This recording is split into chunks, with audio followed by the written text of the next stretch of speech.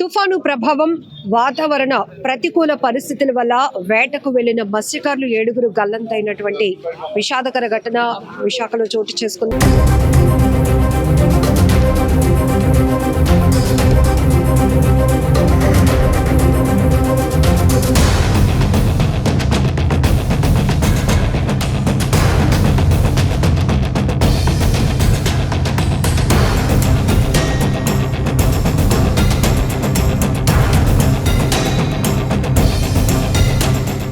Visakha harbour దగ్గర ఉన్నాం. మొత్తం ఇక్కడ అందరూ కూడా గల్లంతైన కుటుంబ సభ్యులకు సంబంధించిన వాళ్ళతో పాటు మొత్తం మత్స్యకార సంఘం నాయకులందరూ కూడా ఒక దగ్గరికి చేరుకోవడం జరిగింది. సో ఇప్పటికే వాళ్ళ కోసం ముమ్మరమైన గాలింపు చర్యలు కూడా కొనసాగుతున్నాయి. జూలై 1వ తేదీన వీళ్ళు వేటకు వెళ్లారు. అక్కడ తుఫాను ఎఫెక్ట్ కనపడుతోంది, మేము తిరిగి వచ్చేస్తామని చెప్పారు. సో జూలై 4వ తేదీన వీళ్ళు ఈవినింగ్ కల్లా ఇక్కడ హార్బర్ కి చేరుకోవాల్సిన పరిస్థితి, కానీ గంటల వ్యవధిలోనే వాళ్ళ నుంచి మిస్కమ్యూనికేషన్, మళ్ళీ ఎటువంటి సమాచారం లేదు. ఆ బోటులో పూర్తిగా 7 వెళ్ళినట్టు తెలుస్తోంది. 7 కూడా గల్లంతయ్యారు. వాళ్ళ మొబైల్స్ కానీ ఏది కమ్యూనికేషన్ లేకపోవడంతో ప్రతి ఒక్కరిలో తీవ్ర ఆందోళన నెలకొంటుందని చెప్పాలి. సో ఇక్కడ అసోసియేషన్ పెద్దలతో మాట్లాడదాం. అసలు వీరందరూ ఎక్కడ వారు? విజయనగరం జిల్లాకు చెందిన వాళ్ళే 6 ఉన్నట్టు తెలుస్తోంది. డీటెయిల్ తెలుసుకుందాం. సరే, ఎప్పుడు వెళ్ళారు వీళ్ళు వేటకి? ఎంఎం 83 నెంబర్ గల బోటు జూలై 1వ తేదీని 7 మనుషులతో వేటకు బయలుదేరడం జరిగిందండి. బోటు అంటే ఓనర్, కారు చిన్న, డ్రైవరు అతనే, ఓనర్ కమ్ డ్రైవర్, అతనితో సహా 6, మొత్తం 7. ఈ 7లో 6 కూడా మొక్కం గ్రామానికి చెందినవారు, భోగాపురం మండలం. ఒక అతను మాత్రం రాగత బండియ్య, ఆయన భీమిలి మండలం పెదనాయపాలెం చెందిన వ్యక్తి అండి. మరి 1వ తేదీన వేటకు బయలుదేరి మాకు అందిన సమాచారం ఏంటంటే, కొంతమంది డ్రైవర్లు ఇచ్చిన సమాచారం వేట పూర్తయింది అంటే నిన్నటికి తెల్లవారు సమాచారం వేట పూర్తయింది. ఈరోజు మధ్యాహ్నం 3-4 ప్రాంతంలో ఫిషింగ్ హార్బర్కి వచ్చేయడం జరుగుతుంది. నిన్న అంటే 4వ తేదీ సాయంత్రం 4 గంటలకల్లా హార్బర్కి వచ్చేస్తాం, వేట అయిపోయిందని కొంతమంది డ్రైవర్లకి వేటలో ఉన్న ఓనర్ కమ్ డ్రైవర్ అనే చిన్న అతను సమాచారం ఇవ్వడం జరిగింది. అందులో భాగంగా మరి 4 గంటలకు అయిపోయి 5 గంటలు అయిపోయింది, 6 అయిపోయింది. అంటే నిన్నటికి 4వ తేదీ సాయంత్రం అయిపోయింది. ఇంకా బోటు వచ్చేసరికి మరి వాళ్ళందరికీ కూడా, వాళ్ళకి బోట్లో ఉన్న వాళ్ళందరికీ కూడా ఫోన్లు చేయడం జరిగింది. ఫోన్లు చేస్తే ఫోన్లను కూడా మరి స్విచ్ ఆఫ్ అని వస్తుంది. మరి 4 గంటలకు వస్తాను బోటు ఈరోజు తెల్లవారు కూడా రాబోయేసరికి మరి అందరిలో ఒక విధమైనటువంటి ఆందోళన చెలరేగుతుందండి. ఎందుకంటే ఇప్పుడున్న పరిస్థితుల్లో గాలి 45 నుంచి 50 వేగంతో గాలి వేస్తున్నాయి, అలలు బాగా ఉవ్వెత్తున ఎగసిపడుతున్నాయి. ఇటువంటి పరిస్థితుల్లో బోటు ఏమైంది, అసలు కన్నంపడి మునిగిపోయిందా, తిరగబడిపోయిందా, అసలు మనుషులు ఉన్నారా, ఇటు కొట్టుకుపోయారా, ఇటు తెలియని అయోమయంలో మా తోట మత్స్యకారులందరూ కూడా ఆందోళన చెందుతున్నారండి. ఇప్పటికే వాతావరణ శాఖ అల్పపీడనం ఏర్పడింది, ఇది క్రమేపీ బలపడుతోంది. గాలుల వేగం కూడా 45 నుంచి 50 కిలోమీటర్ల వేగంతో ఉంటే మత్స్యకారులు ఎవరు వేటకు వెళ్ళొద్దని కూడా గత 3 రోజుల నుంచి హెచ్చరిస్తున్నారు. వీళ్ళు ఈ ఇండికేషన్స్ కి ముందే వెళ్ళారా, లేకపోతే ఈ జరుగుతున్నా కూడా ఇది సమాచారం ఇచ్చేటప్పటికి ముందే వేటకు బయలుదేరారండి. అందులో ముఖ్యంగా ప్రభుత్వం కూడా వరుస బంగ్లాదేశ్కి ఈ అల్పపీడనం ఎలక్ట్ అని చెప్పారు. అందులో భాగంగా మనకు అంత ఉన్నది అనుకున్నాం. ఏదేమైనా సరే సమాచారం ఇచ్చేసరికి వీళ్ళు ఆల్రెడీ వేటకు బయలుదేరారు. దగ్గరలోనే ఉంటారు, 5-6 గంటల జర్నీ దూరంలోనే ఉంటారు. బట్ ఏదేమైనా అయితే వెంటనే వచ్చనే కాన్సెప్ట్తోనే వెళ్తారు.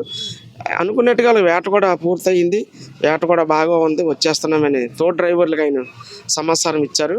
మరి బోట్లన్నీ కూడా ఈ గాలి వల్ల జట్టుకే పరిమితమయ్యి మరి ఆ బోటు కూడా ముందు వెళ్ళిపోవడం వల్ల వేట ముగించుకొని హార్బర్కి వస్తుండగా ఈ యొక్క ఆందోళన జరిగింది. ఈ బోట్ తో పాటు ఎన్ని బోట్లు వెళ్ళుంటాయండి అదే రోజున? అంటే వేట కోసం అంటే బోట్లు వెళ్తాయి కానీ ఎవరు ఎటు వెళ్తారో తెలియదండి. అంటే కొంతమంది సౌత్కి వెళ్తారు, కొంతమంది నార్త్కి వెళ్తారు, కొంతమంది తిన్నగా డీప్లోకి వెళ్తారు. వాళ్ళకున్న క్యాచింగ్ బట్టి డ్రైవర్లతో మాట్లాడుకొని వాళ్ళ సమాచారం సేకరించి ఫిషింగ్ గ్రౌండ్స్ ఎక్కడ ఏం పడుతుందో తెలుసుకొని దాని ప్రకారంగా వీళ్ళు బోట్లు వెళ్తారండి. ఆ ఓనర్ కూడా వీళ్ళు ఎటు వెళ్తారో అంత సమాచారం తెలియదండి. వేటకు బయలుదేరిన తర్వాత నీటిలో ఉన్న డ్రైవర్లతో కాంటాక్ట్ అవుతారు, ఎక్కడ ఉన్నారు ఏంటి, మీ రిపోర్ట్ ఏంటి తెలుసుకొని ఆ విధంగా వేటకి వెళ్తుంటారు. ఓనర్ కమ్ డ్రైవర్ అయిన అతని పేరు కారు చిన్న, 83 బోట్ నెంబరు. వీళ్ళు భోగాపురం మండలం చెందిన వ్యక్తులే, తోటపల్లి మొక్కం గ్రామం చెందిన వాళ్ళు. మొత్తం 6 కూడా అదే మొక్కం గ్రామం చెందిన వాళ్ళు. ఒక వ్యక్తి రాగత బండి మాత్రం మరి భీమిలి మండలం పెదనాయపాలెం గ్రామానికి చెందిన వ్యక్తి. మరి ఇది మాకు ఎప్పుడైతే అసోసియేషన్ తెలిసిందో మరి జేడీ ఫిషరీస్ వరకు ఇన్ఫామ్ చేస్తాము, మెరైన్ పోలీసులు చెప్పాము, అలాగే కోస్ట్ గార్డ్ వరకు చెప్పాము, అలాగే నేవీ వాళ్ళకి కూడా ఇన్ఫామ్ చేస్తాము. మరి కోస్ట్ గార్డ్ గారు ఇప్పుడే ఫోన్ చేశారు. వాళ్ళైతే కాకినాడ నుంచి ఒక షిప్ బయలుదేరింది ఎత్తడానికి. అలాగే నేవీలో కూడా ఎయిర్ప్లేన్ విమానాలు కూడా బయలుదేరుతున్నాయి. మరి అందరూ కూడా సో నిన్న సాయంత్రం వాళ్ళు ఆచూకీ కానీ వాళ్ళ నుంచి ఎలాంటి కమ్యూనికేషన్ లేని తర్వాత కూడా గాలింపు చర్యలు కొనసాగాయా? నిన్న సాయంత్రం వరకు వస్తారని మేము అనుకున్నామండి. మిడ్ నైట్ అయిన తర్వాత వీళ్ళు ఇంకా రాలేదంటే ఏదో జరిగిందని కన్ఫర్మ్ చేసుకున్నాం. కన్ఫర్మ్ చేసుకున్న తర్వాత అధికారులందరూ కూడా మేము చెప్పడం జరిగింది. అధికారులు కూడా ఎలక్ట్ అయ్యారండి. ఇప్పుడు ఈ గల్లంతైన వాళ్ళ పేర్లు, వాళ్ళ ఏజ్ ఏంటి సార్? పేర్లు అంటే కారి చిన్న డ్రైవర్ కమ్ ఓనర్ అండి, కారి గరగయ్య, అలాగే మేడ చిన్నమ్మరు, కారి చేతోడు, రాగతి బండి ఇతనే పెదనాయిపాలెం, అమర అప్పలరాజు, కారి చిన్నయ్య. అయితే ఈ కారి చిన్న డ్రైవర్ ఓనర్ అన్న కానీ వాళ్ళు అన్నయ్య గారు కూడా ఆ బోట్లో ఉన్నారు, వాళ్ళ అన్నయ్య కొడుకులు ఆ బోట్లో ఉన్నారు. ఈ రాగతి బండి అనే వ్యక్తి కారి చిన్నయ్యకి ఏరకడే వెయ్యంకడు అనమాట. అందరూ కుటుంబ సభ్యులే. లేటెస్ట్గా ఈ సంవత్సరం బోటు కొనుక్కొని సుమారుగా 20 లక్షలు పెట్టుబడి పెట్టి బాగు చేసుకొని మా కుటుంబ సభ్యులు ఒక్కో బోటు మీద వెళ్ళాలంటే ఇంక ఇదే బ్రతుకు, దీని మీద మనకి ఇదో జీవనోపాధి, దీని మీద జీవన సాగించాలని ఉన్నదంతా అప్పులు చేసి దానిలో పెట్టి కుటుంబం అంతా వేటకెళ్ళేసరికి ఇలా జరిగేసరికి ఇంకా మరి ఆ కుటుంబ సభ్యులను ఒక విధమైన ఆందోళన చెలరింగిందండి. ఇక్కడ పెద్ద ఎత్తున మా మత్స్యకారులు చేరుకొని అసలు ఉన్నారో ఏమయ్యారో తెలియని పరిస్థితిలో ఎంతో ఆందోళన గురవుతున్నారు. సాధారణంగా వేటకు వెళ్ళిన తర్వాత సముద్రంలో ఉంటుండగానే వాతావరణం ప్రతికూలంగా ఉంటే సిచ్యువేషన్స్ అక్కడ ఎలా ఉంటాయండి? వాతావరణం ప్రతికూలంగా లేకపోతే హార్బర్కి దగ్గరలో ఉంటే స్లోగా బోట్లు హార్బర్కి వచ్చేయడానికి ప్రయత్నం చేస్తారండి. ఇంకా నార్త్లో దూరంగా ఉంటే ఆ దగ్గరలో ఉన్న హార్బర్లోకి వెళ్ళి అక్కడ బోట్లు పెట్టుకొని ఉంటారండి. ఇంకా ఇటు అటే అవకాశం లేకపోతే యాంకర్ వేసుకొని యాంకర్లో ఉంటారండి. ఇంత గాలి ఉన్న పరిస్థితుల్లో వేట చేయడానికి అయితే అవకాశం ఉండదండి. సో ఎప్పుడైనా ఇలాంటి బోటు తిరగబట్టం కానీ ఇలా వాళ్ళు వాటర్లో ఉండిపోవడం అలాంటి సందర్భాల్లో వీళ్ళకి కొంత ట్రైనింగ్ ఉంటుంది కదా, రెగ్యులర్గా వాళ్ళ జీవనాధారం ఇది కాబట్టి ఎన్ని గంటల వరకు వాళ్ళు సర్వే అవ్వగలుగుతారు జనరల్గా వాటర్లో? ఇటువంటి పరిస్థితుల్లోనే ఎంత గజ ఎదగాలైనా సరే ఎప్పుడైతే ఆందోళనకు గురవుతారో వీళ్ళు కొంత భయం అనేది ఏర్పడుతుందండి. చుట్టుపక్కల ఇటువంటి ప్రపంచం ఎవరు కనిపించరు, ఆ వాతావరణం వేరే ఉంటుంది. ఓ 2 గంటలు బ్రతకాలనుకున్న ఒక అరగంటలోనే ఇది అయిపోతారు. ఎందుకంటే ఈతారండి, ఈతలు మాత్రం ఈతారు, గంట వరకు ఈతారు.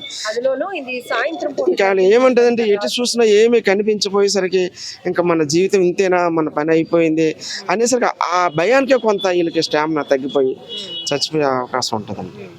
సో నిన్న లాస్ట్ వాళ్ళు కమ్యూనికేట్ అయినప్పుడు ఇక్కడ తుఫాన్ ఉంది, మేము తిరిగి వచ్చేస్తున్నామని చెప్పారు. సో నిన్న మీరు చెప్పినట్టుగానే నిన్న సాయంత్రం కల్లా రావాలి. లాస్ట్ ఇన్ఫర్మేషన్ అనేది ఎవరికి ఇస్తారు? అట్లాంటి సిచ్యువేషన్స్ వచ్చినప్పుడు వాళ్ళని ప్రొటెక్ట్ చేయమని ఎవరికి కమ్యూనికేట్ చేస్తారు? ఇప్పుడు వాళ్ళు కమ్యూనికేట్ ఉంటే మేము ఎవరో బోట్లు వెళ్ళి వాళ్ళు తెచ్చేసుకుంటాం కదా మేడం. జనరల్ గానే చెప్పారు కమ్యూనికేషన్ వాళ్ళ ప్రమాదంలో ఉండేటప్పుడు కమ్యూనికేషన్ మాకు అందదండి. ఎప్పుడైతే బోట్ తిరగబడిపోయిందో నీటిలో ఇప్పుడు ఎడిపడిపోయి ఫోన్లు అన్నీ ఆగిపోతాయి, విహెచ్ఎఫ్ సెట్లు ఆగిపోతాయి, నావిగేషన్స్ అన్నీ ఏవి ఇంకా పని చేయవు. టోటల్గా మన సమాచారం అనేది జీరో అండి. బోట్ పక్కన ఏమైనా బోట్లు ఉంటే వాళ్ళ ద్వారా మన సమాచారం వస్తుంది.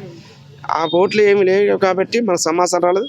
ఇప్పుడు మాకు అందిన సమాచారం ఏంటంటే కొంతమంది డ్రైవర్లు ఈ తుఫాన్ అనేసి ఫిషింగ్ హార్బర్లో ఉన్నారు కదా, బోట్ ఫిషింగ్ బాగుంది వచ్చేస్తున్నాము గాలిగా ఉంది అనేసి కొంతమంది డ్రైవర్లతోనూ అతను ఓనర్ మాట్లాడారు కాబట్టి వచ్చేస్తున్నారని సమాచారం తెలిసింది. అలాగే ఇంటికి కూడా సమాచారం ఇచ్చారటండి, ఈరోజు సాయంత్రంకి మేము హార్బర్ వచ్చేస్తున్నామని, అదే సమాచారం మాకండి. కొన్నిసార్లు మన విశాఖ హార్బర్ నుంచి వేటకు వెళ్ళిన బోట్లు గల్లం తవ్వడం కానీ లేకపోతే టెక్నికల్ ఇష్యూస్ రావడం ఎందుకు జరుగుతూ ఉంటుంది? మేడం గారు, బోట్ అనేది వెళ్ళేటప్పుడు ఇంజిన్ సైడ్ కానీ గేర్ బాక్స్ సైడ్ కానీ అలాగే ఆయిల్ కానీ అన్నీ మేము చూసుకొని వెళ్తాం.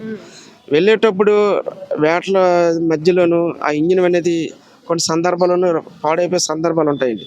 ఇప్పుడు మనం బండి రోడ్డు మీద వెళ్తాం, ఏదైనా ప్రాబ్లం వస్తాయి కదా, అలాగే మా బోట్లు కూడాను వెళ్ళిన తర్వాత బోట్ అనేది చాలా రిస్క్ ఆపరేషన్ అండి.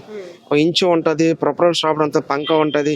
ఈ సందర్భాల్లోని ఉన్న పరికరాలు ఏది ఇబ్బంది అయినా మాకు రావడానికి కష్టమే. పంక షాప్లో ఒకసారి ఇరిగిపోద్ది, ప్రొపరల్ షాప్లో, అప్పుడు కూడా రావడానికి ఇబ్బంది. ఇంజిన్ పాడైపోయినా రాలేము, గేర్ బాక్స్ పాడైపోయినా రాలేము. అన్నీ పర్ఫెక్ట్గా కండిషన్ ఉన్నాయో లేదో చూసుకునే వేట బయలుదేరుతాం.